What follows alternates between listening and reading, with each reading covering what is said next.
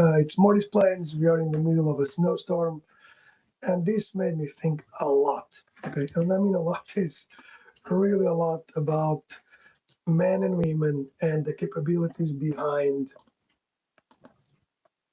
each one of them, and I can tell you why. And you will find the rationale for these, I would say, different from probably what you've seen, but also similar. Um, I think you know that this side of the world, again in New Jersey, we're under a snowstorm, and well, snowstorms bring obviously what they bring snow, and by bringing snow, what they bring is uh, someone needs to shovel it. Okay, and that made me think because my wife shovels. Okay, my wife goes out there, starts shoveling this out. When I see things around in here, I mostly see men doing that. I also shovel, but she shovels more. She says it's part of her workout, and that made me think a lot about, okay, what does this mean in terms of self-defense? And we've talked about this issue. So if you guys stay until the end of the podcast, until the end of this, you will learn the several reasons why women-only self-defense classes don't work when they work, when science says what to do and what is nonsense. What about that? I think you'll enjoy it. So stay with me, and I promise that you'll get not only the science, but also what to do in case you need to train. This all starts with, I would say, there's a seminal study that this Hollander he developed a framework to train women, and then there's a huge study done in Canada, the EAA, Enhanced Assess Act. That's tremendous. But here's a problem that I think it's putting women in danger, and nobody wants to talk about it. Women are spending money, thousands of dollars, on self-defense classes that are teaching them to fight another woman or a dummy. So if you're a woman who's taken a woman's only self-defense class, or you're thinking about it, this is for you. Because the research shows these classes might be giving you a false confidence instead of real capability. Here's what I mean. I'll be very precise on this. The number one predictor of whether a woman successfully defends herself isn't her technique. It is not her confidence. It is whether her training matched the actual threat that she faced. Make sense? And here's another uncomfortable truth. 84% of women are attacked by men. Not by another woman, but they are attacked by men. And very clear distinctions on this. So if you are training only with women, you are practicing for the wrong test. You just did the wrong thing. I'm Gonçalo Esteves. I've been teaching Krav Maga since 1993. And for the next 20 minutes or so, I'm going to show you what the peer review research actually says about women's self-defense, why most women-only classes fail, and when it matters most, and the 4 phases framework that actually works, because your safety is too important for what I call comfortable lies. Let's start with the real problem, okay? Let's pick on the real problem. And I think most of it, what I feel is it's definitely a sense of false security. And I'll make some of you uncomfortable. Last week, we had a consultation at Self-Defense for All. We do these free evaluations to know where people are. And a woman around in her 40s, she had taken a woman's empowerment self-defense class. I think she did like 6 months ago. She felt confident, and in fact, she felt ready. Like, I know how to do this. During the assessment, to be fair, I had her practice a very basic wrist grab escape. Not against me, but against someone around their weight, okay? And guess what? everything looked great. The elbow go to the side. This looked just great. Okay, so but again, probably with someone like the same height. Then let's change the game and have someone that had 20 more pounds, exact kind of the same size man. Okay, guess what? She couldn't break it. She couldn't break it. It's the same person, the same technique, but the only thing that changed was the size of the hand and the strength behind it. She looked like, well, we've practiced mostly against women, and I never really felt like this. And I was not being a jerk, okay? I was just saying, like, look, let's try this. So this is not an isolated story. This is a systematic problem. It's the same problem that I'd kick him in the balls, okay, or knee him up. And it's something that needs to be dealt with, I'm going to say with rigor, okay? With rigor. Then, because it's a systematic problem, we're going to do these empowerment workshops. And I don't like the word empowerment. I like the word power. Power is a good word, okay? We can even measure it. Okay, you can measure it in terms of physics. But it's super important to back up training with research. It's also true that research sometimes takes a bit of time until to find reality. But this is so well documented. So let's dive into the research. The most cited study on women's self-defense comes from the New England Journal of Medicine. It's called the EAA program. And it does sound impressive. There's 50% reduction in sexual assault. Let me pause in there, okay? 50% results. And I'll put the link on the show notes, but it's the EAA, Enhanced Access, Acknowledge, and Act, Sexual Assault Resistance Education. Super program. I'll put in here the link for the blueprint. They even have a program that allows you to learn how to defend yourself. It's very impressive, to be fair. Okay, I have the comments in here so that you guys can use it. Now let's deep dive, because without deep diving and having real knowledge, it's hard. But here's what actually drove those results. 95% of the protective effect came from awareness and early resistance, not fighting. To be fair, this program only has 2 hours of the total 12 involved of physical training. Success was through boundary setting and de-escalation, not combat. Look, this is so valuable. This is like tremendously valuable. The prevention works. The older study that is before this one already talked about that. They have a framework around 24 hours. They talk much more about prevention in a 6 weeks program. So, but what are we measuring in here? Does programs succeed at teaching women to avoid fights, not to win them? And you might say, you don't need to teach women not to win them. Yes, you do. So what happens when the avoidance falls? Because this program works really well for the avoidance.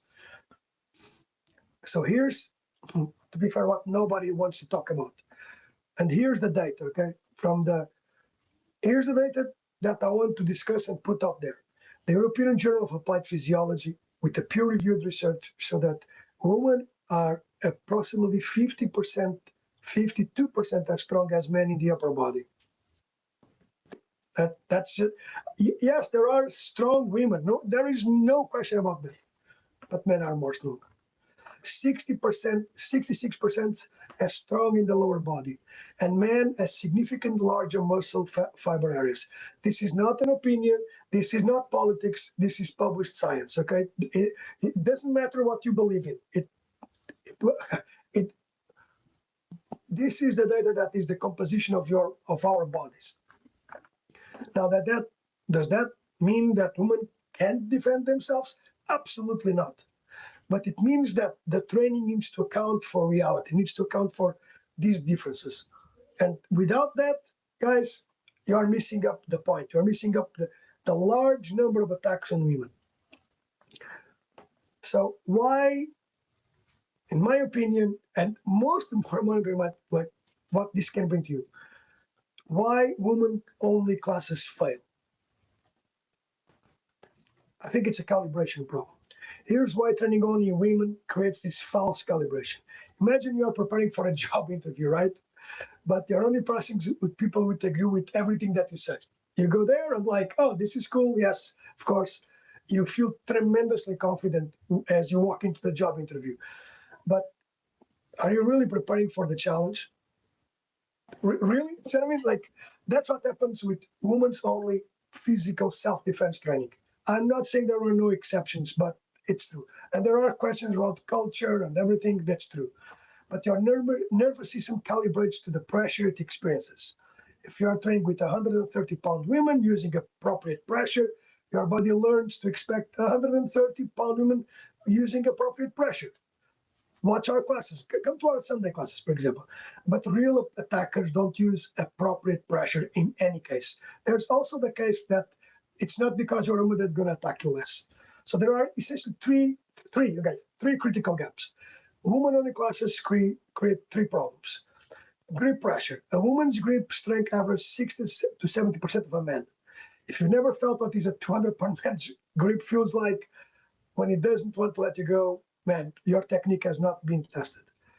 I remember being grabbed by, I've done this test tremendous times. Being grabbed by someone that does not have a physical job with someone that has a physical job. And guys, this is tremendously different. So we need to account for those differences.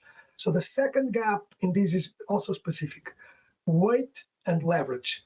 And physics will not care about your feelings. Mass matters and leverage matters. If you've never had to move someone who has 50 pounds more than you, then you don't know if your technique actually works. That's how things exist. And then gap number 3, aggression patterns. Men and women move differently when they are being aggressive. I know that because I've trained probably one of the most competitive female teams back in Portugal, and I've trained hundreds of women in the US and across the world, and I've also trained men. So I can see that. They have different postures, different energy, even a different psychological pressure. If you've never experienced male aggression, and I'm talking about a controlled setting, I'm talking about that. That's what we're doing here. We do a controlled setting to do this. If you've never experienced that male aggression in that controlled setting, the first time that you will encounter it might not be controlled. So we need to prepare you in a controlled setting. And being clear, this isn't about male versus female. This is about training for the variables that you can actually face. Of course, you can potentially face the same thing in a woman that is 30 pounds bigger than you and stronger, but talking about variables, okay? There is a person that has these characteristics. So when do woman-only classes work? Okay, and this is the proper use case. Think about this as an engineer. Okay, like, what's the use case for this? Look, I'm definitely not against anti-woman classes only. There is good evidence that there is some level of this works, but they have a place. Let me be clear what the place is. My view, it's on the on-ramp. Okay, that's when you start. Why? It builds initial confidence. It creates this sense of psychological safety. Everyone is like you in a certain way. It's an encouraged participation. This is critical in the Hollander study. They talk about a community of people with the same goals. Again, a community. I'm going to say that in that case of that study, it's because the community was mostly women, but most important that the community wanted to do something that is common to all of them. Then it also helps establishing basic movement patterns. I believe that the problem happens when these become the end point instead of the beginning. It's like learning to drive in an empty parking lot. It's great for basics, but it's terrible for the highway. Have you tried that, right? So the question is, what's your actual goal? Is it feeling more confident, feeling better? If that's the case, look, this is just tremendous, and it might just work. And what I've seen teaching across the world, and across many years, is that many times it's more important to feel good than to feel better. And that is defensible in the beginning. That's it. it might actually it it might actually even work. But if your goal is actually to being able to defend yourself against a larger, stronger attacker, you need more than that. And that's why in self-defense for all, we are trying out, again, it's not perfect in any way, okay? But we, I've always been attentive to this. And here's what actually works. Okay, we have got a 4-phase framework into this. Phase number 1, the safe entry. Okay, we're going to build confidence and consistency. That's super important in this case. And the elements are psychological safety, being trauma-aware coaching, and clear boundaries. This is where women-only classes shine. Use them, okay? So when you come into the class, I often assign a trainer or a partner that is, it's cool, it's okay, it's someone that you can talk to, it's someone that you can relate to. This thing shines to start. It does. Okay, phase number 2, what I call controlled exposure. And the goal in here is a realistic calibration. The elements for this, we select specific male partners, and there is progressive resistance. You can always opt out. Okay, this is, I would say, where most programs fail. We don't. We don't fail in here. You can always opt out. The task is always developed towards you. Now, third phase, and you don't need to see the phase like one and the other. Sometimes these elements combine themselves. Ecological training. The goal is getting to more realistic grabs, chokes, very particularly chokes, guys. Chokes, if coming from a domestic violence situation, it's something that you need to ponder. Instead of teaching people how to defend against a choke in here, start defending against a choke, touching the shoulders, and then move from there. It's going to do this step by step. I've had many situations where this triggers a tremendous emotional response, and the class has to stop. And obviously, we always respect the person. Okay, so these are grabs, chokes, ground situations, and super important. What if someone throws a punch at your face? Right, a male, 50 pounds, or sorry, 200 pounds, swinging something. Are you going to raise your head? It's going to not destroy is too big of an expression. It's going to hurt you. So you need to be educated on what to do. Do not do the 360 here or whatever is this thing. You'll be hurt. Yes, there are cases where you've got really good timing and it might work, but there are other solutions. So we'll teach women how to do this. Phase number 4. And again, I repeat, guys, these phases, they intertwine, okay? And we should talk more about phase number 3, especially on the where there is big differences in height and weight, especially on the ground or in wrestling work. But we'll get to that. Phase number 4 is about pressure testing. The goal is perform under stress. Time scenarios, controlled fatigue, decision making, because your technique needs to be where your heart rate is at 170. Yes. So, and I just had a private this week with one of our new students. Like, she had an Apple Watch and she covered all of that. Like, oh, what is my heart rate now? What's happening? Yes, she was training at that rate by, I would say, around 70% of the class. We had like 1 or 2 minutes there. So what's the difference in here? We progress. We make a systematic progress in all the 4 phases. Most programs that I know get stuck in phase 1. Feel good, feel better. Hey, cheers. Okay. I don't think that's real, and I don't think that's good, and I don't put my wife and my daughter in that. So, but what about creating a safe space for women? I think that's a very valid concern. Okay. But here's the thing, you can create safe communities in mixed gender environments, families, right? And anything. Okay. The difference is the focus. The key isn't segregation, it's culture. Okay. At Self-Defense for All, our motto is good people becoming more capable together. That means what? Guys, respectful training partners. That's what we do more. We focus on that. It's like respect is the main goal. Progressive challenge. You'll see this happening on and on. Clear consent protocols. You know what is a clear consent protocol? Say like, I'm gonna grab you where? I'm gonna grab you. Can I grab you in your neck? And say, no, no, I don't feel okay. Okay, cool. Grab in here. There is this. You need to communicate. It's not like when I did karate where you cannot talk and all of that. No, man, talk. Talk during the class. Establish the boundary. Do it with your partner because later you can do it with the other ones. Zero tolerance for ego or aggression. Guys, this is like, forget that, okay? My class, my church. Got it? It's my rules. And the rules in here, because we need to help everyone, is that there is no ego or aggression. We move it out. Women don't need to be separated from men to be safe. I'm being clear on this, independent of your culture. I do respect it, but as an instructor, I need to give you the best that is. And I know that 80% of women are being attacked by men. That's it. So guess what I do? We use that. Women need, my view, they need to be in environments where men are held to high standards. And they need to learn what it feels to work and defend against people who might be physically stronger.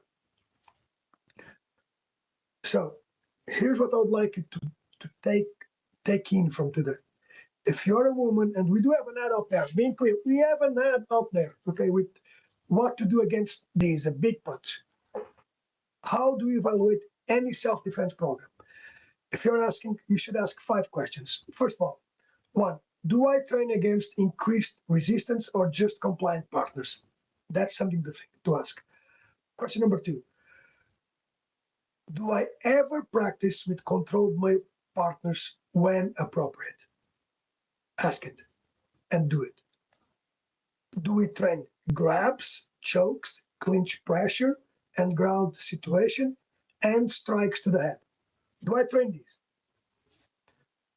Is there clear guidance on when to escape, de-escalate, or resist? This is super important. The other study talked about that. That's tremendous. And question number 5, does the environment feel psychologically safe while remaining honest about the reality of self-defense? If you've got any of these with a no, please change your school. If my school is not doing this, I will change. You can come in and say, you're not doing this. Hold us to the standard that I've just talked to you about. So the bottom line is this, and here's what I want you to remember. Women-only self-defense classes aren't evil. Of course not.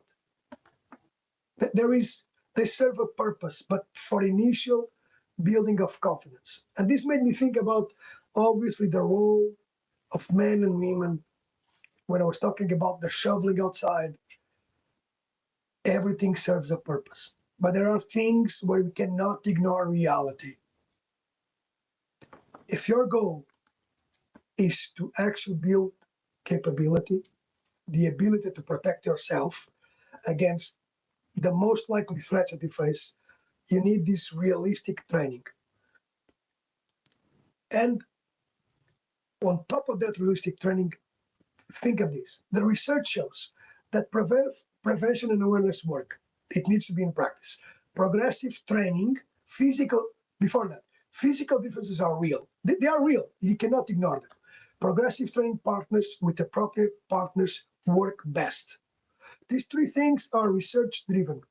There is no way that, I would say, most of the times, the concern is it too much? That's a big concern in terms of injury. I think the biggest concern is it too little? Is it feel good only versus are you in a fail safe scenario and where failure happens and you can bounce from it? Failure, what does that mean? Someone striking, pushing, pulling you, and you effectively fall and you need to get out of there properly. At Self-Defense for All, the place that I lead with the team, we believe in evidence-based training and good people becoming more capable together. That means training together, learning from each other. You'll see that the classes are chit-chatty. People chit-chat about change this, change that, and about building real capability for what works under pressure. So if you want training where the science matters, obviously more than politics, obviously more than feel good, here's what to do. DM reality right now, and I'll send you our information about our program, about our 6 weeks warrior challenge, where we'll take you to these 4 phases systematically. We don't need experience. You just need, you need the willingness to train realistically. Or if you want to keep the conversation going, comment below with your thoughts. Do you agree? Do you disagree? Have you experienced this gap on your own training? Because as an instructor, and as a father, and as an husband, the safety is too important.